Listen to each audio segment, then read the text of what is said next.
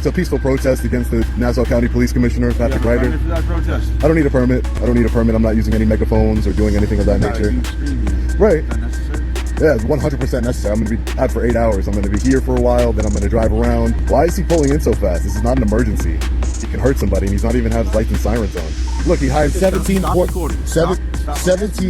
former... Stop recording. I'm asking you for your identification. No, you're not getting my identification. You're not getting any identification, and I'm not going to stop recording. Period. That's it. So you just have to be difficult. I'm not being difficult. I'm exercising my rights. You took an oath to uphold those rights, so you should.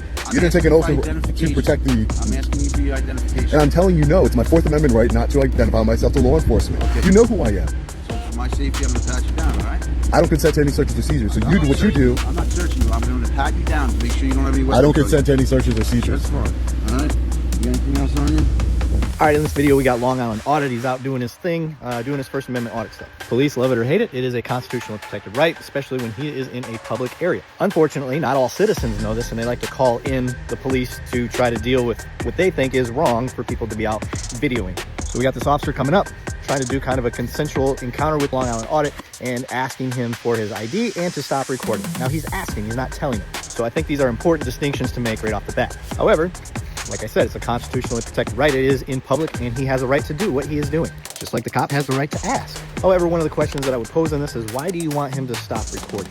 For me as a cop, the way that I look at it, the more cameras I have on me, the better, because it gives me a whole bunch of different angles to show that I'm out there doing the right thing. Where I think this officer could do a little bit better is, now that you've been called out as knowing who this person is, because he keeps asking for ID. He's not demanding it, but he's asking. And you hear Long Island Audit say, you know who I am, and the cop agrees. And I think that's when the ego takes over just a little bit, and then he's going to want to pat him down for weapons. If you don't have an offense, why are we bothering? Just leave. How can we improve? This is how we improve. When we're dealing with auditors of this nature, just sit back, observe. If you don't see an offense, don't make contact. There's no point. Go to the complainant, find out what the problem is, see if they can articulate an offense. If they can't, you've got no business going over there and even making contact in the first place. It's not that hard. Officers, we need to do better. You're watching DTV, The Donut.